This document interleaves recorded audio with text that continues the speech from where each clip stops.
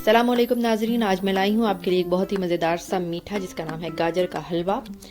और इसको हम बनाएंगे आज बहुत ही आसान तरीके से। तो चलिए स्टार्ट करते हैं अपनी रेसिपी को। सबसे पहले मैं आपको बनाना सिखाऊंगी। अगर आपके पास खोया नहीं है या आप मुझसे बाहर रहते हैं जैसे कि मैं, तो हम कैसे घर में खोया बना सकते हैं। आपको चाहिए हाफ कप मिल्क पाउडर, उसमें मैं ऐड करूँगी 2 टेबलस्पून क्रीम और इन दोनों को मैं मिक्स कर लूँगी।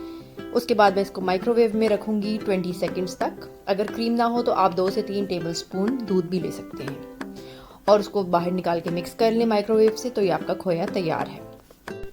1.5 से 2 किलो गाजरें आपने ले ली और उनको आपने धोकर अच्छे तरीके से छील के श्रेड करके देचकी में डाल दिया। उसमें हाफ कप पानी डालना है, यानी आधा कप पानी, और फिर इसको मिक्स करके 10 मिनट के लिए हल्की आंच पर दम पर रख दें। गाजरें भी अपना पानी छोड़ देंगी और फिर नरम हो जाएंगी। ये देखें, गाजरें हमारी थोड़ी सी नरम हो चुकी हैं। अब मैं इसमें ऐड करूंगी दूध, और दूध जाएगा इसमें 2 कप जितना। क्योंकि हमें इसको गजरेला तो नहीं बनाना, इसलिए हम ज़्यादा दूध का इस्तेमाल नहीं करेंगे। ये इसमें दूध चला गया, इसको भी अच्छे तरीके से मिक्स करें।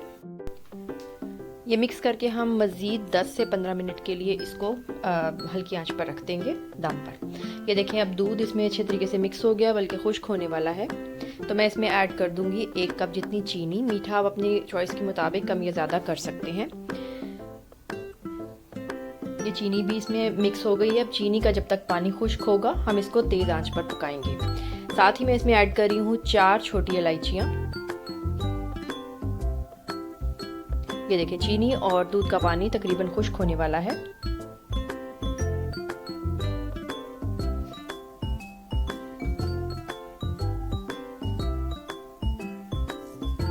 ये बिल्कुल ड्राई होने वाला होगा तो मैं इसमें ऐड कर दूंगी घी या तेल।